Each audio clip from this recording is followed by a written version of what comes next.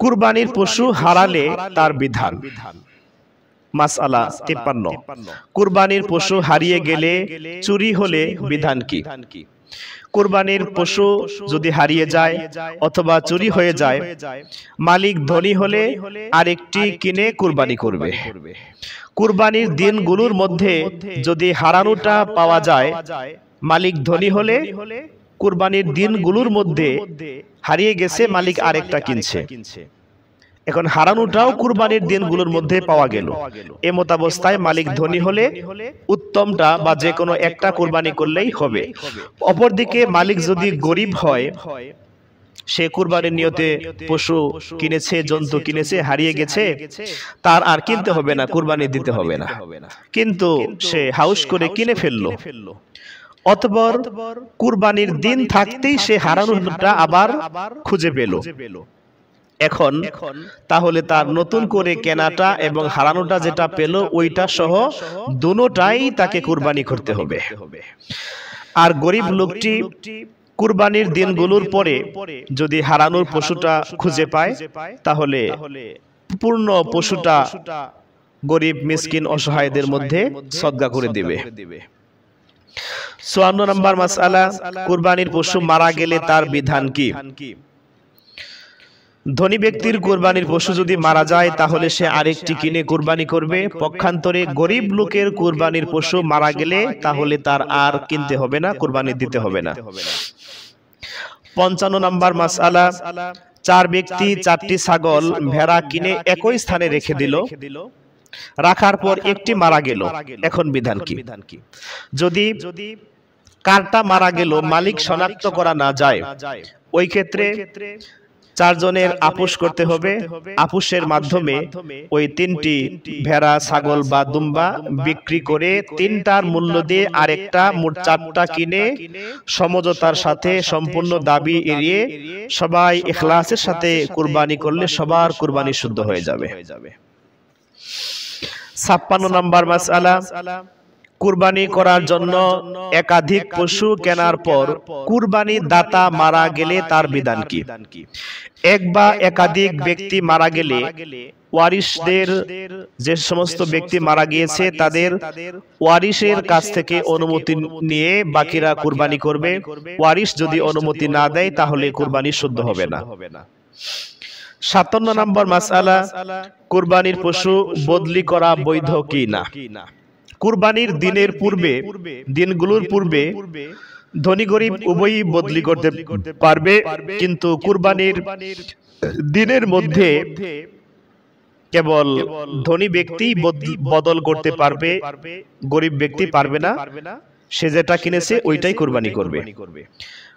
58 নম্বর মাসআলা, কুরবানির নিয়তে 2টা পশু কেনা হয়েছে, কিন্তু কুরবানির দিনগুলোতে কুরবানি না করলে বিধান কি? কুরবানির নিয়তে 2টা পশু কেনা হয়েছে, কিন্তু কুরবানির দিনগুলোতে যদি ধনী লোকটা ধনী হয়, যে তিনি তো 2টা পশু কিনেছেন কিন্তু কুরবানির দিনগুলোতে কুরবানি করতে পারেননি, ধনী ব্যক্তি হলে 2টার মধ্যে যেটা সবথেকে ভালো ওইটা আল্লাহর ওয়াস্তে সদকা করে দেবে। আর যদি গরিব ব্যক্তি কুরবানির নিয়তে কুরবানির 2টা জন্তু কিনে থাকে, তাহলে কুরবানির দিনগুলোতে সে যদি কুরবানি করতে না পারে তাহলে তাকে দুটোই সদকা করা ওয়াজিব। 59 নম্বর মাসআলা, ধনী ব্যক্তি কুরবানি করে নাই, পশু কিনেছে এবং কুরবানির দিন শেষ, এখন বিধান কি? ধনী ব্যক্তি কুরবানি করে নাই কিন্তু পশু কিনেছে, কুরবানির দিনও শেষ, জিলহজের 10, 11, 12 তারিখ পার হয়ে গিয়েছে, এমত অবস্থায় সে তার পশুটি সদকা করে দেবে। 60 নম্বর মাসআলা, ধনী ব্যক্তি কুরবানির নিয়তে পশু কিনেও নাই, আবার কুরবানির দিনও শেষ, এখন বিধান কি? এখন ধনী ব্যক্তিটা মধ্যম মানের একটি ভেড়া, বকরি, দুম্বা কিনে আল্লাহর ওয়াস্তে গরিব মিসকিন অসহায়দের মাঝে সদকা করে দেবে। 61 নম্বর মাসআলা, কুরবানির দিনগুলোর মধ্যে কুরবানির নিয়ত ব্যতীত অন্য কোনো পশু জবাই করতে পারা যাবে কি? একান্ত প্রয়োজন ব্যতীত হাঁস, মুরগি, ছাগল ইত্যাদি কুরবানির দিনগুলোতে কুরবানির নিয়ত ছাড়া মাকরুহের সাথে জবেহ করা বৈধ। ৬২ নম্বর মাসআলা, কয়েকজন মিলে ভিন্ন ভিন্ন দামে পশু কিনে একই স্থানে রাখলো, তবে কোনটা কাহার চিনতে পারছে না, এর বিধান কি? এর বিধান হলো ভিন্ন ভিন্ন দামে কয়েকজন একাধিক পশু এক জায়গায় রেখেছে, কিন্তু কোনটা কার প্রাণী, পশু, জন্তু চিনতে পারা যাচ্ছে না। এমতাবস্থায় সকলে মিলে ঐক্যমত পোষণ করবে, একমত পোষণ করবে। সবাই যার যার থেকে দাবি রাখা যাবে না, কারো প্রতি কারো কোনো প্রকার দাবি রাখা যাবে না। এভাবে সমন্বয়ের সাথে যদি তারা নিজ নিজ পশু গ্রহণ করে নেয় এবং সবার কাছ থেকে দাবি আদায় করে নেয় যে ভাই এটা আমার পশু, আমি চিনতে পারছি না, ওটা আপনার কিনা সঠিক আপনিও বলতে পারছেন না, তো আপনি আমার প্রতি দাবি রাখবেন না, আমিও আপনার প্রতি দাবি রাখবো না। এভাবে দাবি এড়িয়ে নিলে কুরবানি করলে ইনশাল্লাহ শুদ্ধ হয়ে যাবে। ৬৩ নম্বর মাসআলা, ভাগী দেওয়া পশুর কুরবানির বিধান কি?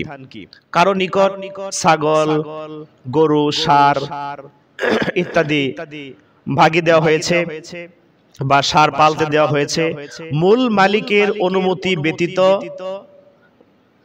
তা বিক্রি করাও যাবে না, এবং যদি কেউ কিনে প্রকৃত মালিকের অনুমতি ব্যতীত কিনলে কেনাটাও ক্রয়টাও শুদ্ধ হবে না এবং কুরবানিটাও শুদ্ধ হবে না।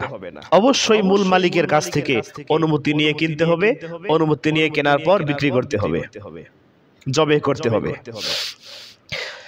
৬৩ নম্বর মাসআলা, কুরবানি ওয়াজিব ছিল কিন্তু বিগত কয়েক বছর কুরবানি না করলে এর বিধান কি?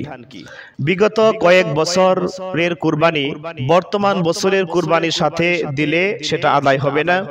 এক্ষেত্রে যে কয়েক বছরের কুরবানি অনাদায়ী ছিল, প্রত্যেক বছরের অনাদায়ী কুরবানির জন্য একটি মধ্যম মানের ভেড়া, বকরি বা এ জাতীয় ভেড়া, বকরি, দুম্বা মূল্য গরিব, মিসকিন, অসহায়দের মাঝে সদকা করে দিতে হবে।